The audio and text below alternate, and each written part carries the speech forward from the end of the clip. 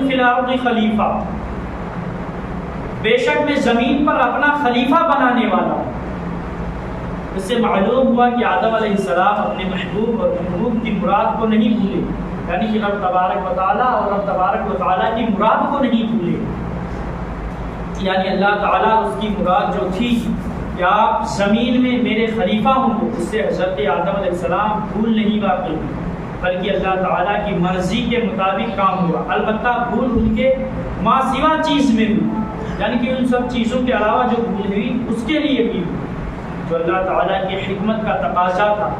ایک درخت کے قریب جانے سے روکا، اس میں بھول واقع ہوئی جو زمین میں آنے کا سبب بنی۔ اس مقام پر یہ شبہ صحیح نہ ہوگا کہ اللہ تعالیٰ حضرت آدم علیہ السلام کو اس نسیان کے بغیر زمین پر لانے پر قادر تھا۔ بے شک اس کی قدرت حق ہے، لیکن اس نے اظہار قدرت کو خود ہی حکیمانہ اسباب کے ساتھ مربوط فرمایا۔ آدم علیہ السلام کا نسیان انہیں اسباب یعنی کہ انہی اسباب میں شامل ہے۔ اللہ تعالیٰ کے قادر ہونے کے ساتھ ساتھ اس کا حکیم ہونا بھی برحق ہے، اور حکیم کی شان نہیں کہ حکمت کے خلاف کوئی کام ہو۔ حکمت کی رعایت سے قدرت کی نفی نہیں ہوتی۔ آدم علیہ السلام کی اس ظاہری لغزش کو، یعنی کہ ظاہری طور پر یہ لغزش جان بوجھ کر نہیں، ظاہراً یہ لغزش ہے، ہم لوگوں کی نظروں میں لغزش ہے، ٹھیک ہے، حقیقتاً معصیت نہ سمجھا جائے، یعنی کہ حقیقتاً اسے گناہ نہ سمجھا جائے۔ جو گناہ سمجھے گا وہ گمراہ ہو جائے گا۔ اور اس بات پر غور کیا جائے کہ اللہ تعالیٰ نے حضرت آدم علیہ السلام کو جنت میں ٹھہرا کر ایک خاص درخت کے قریب جانے سے منع فرمایا، اور شیطان کو اختیار دے دیا، کیا یہ ایسی بات ہو سکتی ہے؟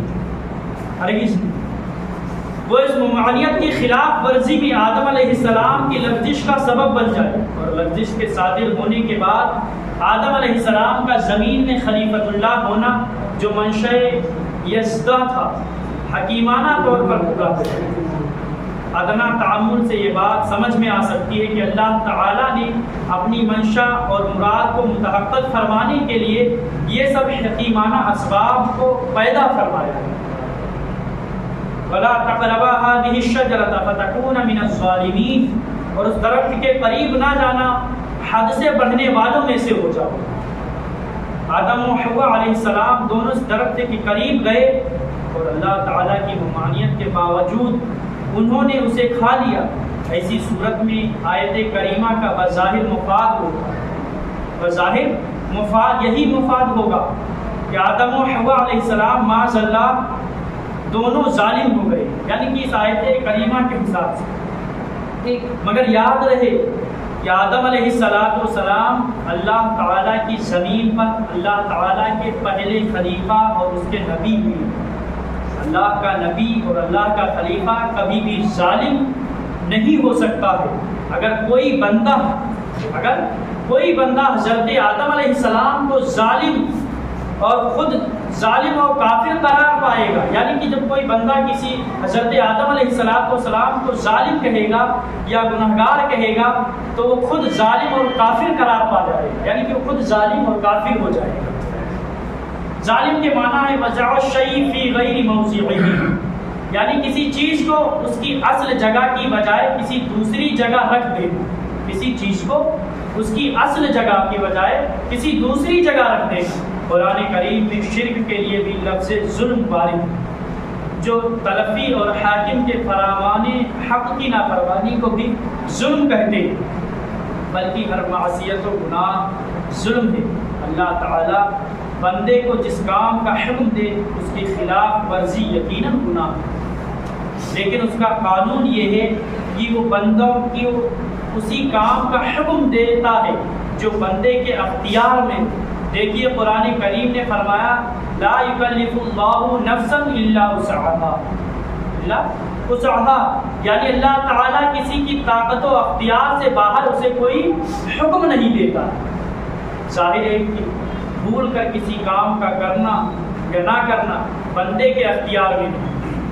ایسی صورت میں ولا تقربا هذه الشجرة کی نہیں کہ یہ معنی نہیں ہو سکتے کہ تم بھول کر بھی اس درخت کے قریب نہ جانا، ورنہ تم دونوں ظالموں میں سے ہو جاؤ۔ اب اس بات کا فیصلہ کہ حضرت آدم علیہ السلام قصداً اس درخت کے قریب گئے یا بھول کر یا بلا قصد، خود قرآن مجید سے ہی سن لیجیے۔ اللہ تعالیٰ نے فرمایا وَلَقَدْ عَهِدْنَا إِلَىٰ آدَمَ مِن قَبْلُ فَنَسِيَ وَلَمْ نَجِدَ لَهُ عَزْمًا، اور بے شک ہم نے اس سے پہلے آدم علیہ السلام سے درخت کے قریب نہ جانے کا عہد لیا تو وہ بھول گئے، یعنی کہ حضرت آدم علیہ السلام بھول گئے اور ہم نے ان کا کوئی قصد نہ پایا، یعنی کہ ہم نے ان کا کوئی قصدن جانا وہاں نہیں پایا، وہ بھول گئے۔ ثابت ہوا کہ آدم علیہ السلام سے کسی قسم کا کوئی ظلم سرزد نہیں ہوا، کوئی گناہ سرزد نہیں ہوا، نہ انہوں نے کوئی شرک کیا، نہ ان سے کوئی حق تلفی ہوئی، نہ ان سے کسی معصیت اور گناہ کا صدور ہوا۔ جیسے روزے دار کا روزے کی حالت میں بھول کر کھانا کھا لینا، پانی پی لینا گناہ نہیں۔ جیسے روزہ دار کوئی ہو بھول جاتا ہے، کوئی بھی روزہ دار روزے کی حالت میں نہیں، مثال کے طور پر آپ کو بھوک لگی اور آپ کو یاد نہیں تھا، آپ نے بیٹھ کر کے کھانا کھا لیا، پیٹ بھر کے کھا لیا، اس کے بعد آپ کو دھیان آیا، ذہن میں بات آئی کہ میں روزہ تھا، تو آپ کو جو اگر کھانا باقی تھا پلیٹ میں تو اسے چھوڑ کر کے آپ کھلا وغیرہ کر لیں، آپ شام تک اسی کا رہیں، روزہ آپ کا روزہ نہیں ہوا، تو یہ بھول کر کے ہوا۔ اسی طرح حضرت آدم علیہ السلام سے جو ہوا وہ بھول کر کے ہوا۔ آگے اسی طرح حضرت آدم علیہ السلام کا اس درخت سے بھول کر کھا لینا بھی گناہ نہیں، یقیناً وہ گناہوں سے پاک اور نبی ہونے کی وجہ سے معصوم ہے۔ شیطان ان سے جس ظاہری لغزش کے صادر ہونے کا سبب بنا وہ حقیقتاً معصیت نہیں بلکہ اس کے ساتھ اللہ تعالیٰ کی حکمتیں متعلق ہو، یعنی کہ اللہ تبارک و تعالیٰ کی حکمتیں ہیں اس کے ساتھ۔ اس طرح حضرت آدم علیہ السلام کا ربنا ظلمنا انفسنا الآیت، یعنی کہ پوری آیت کبھی ان کے ظالم ہونے کے دلیل نہیں بلکہ ان کے کمال عبودیت اور رب کریم کی بارگاہ میں انتہائی تواضع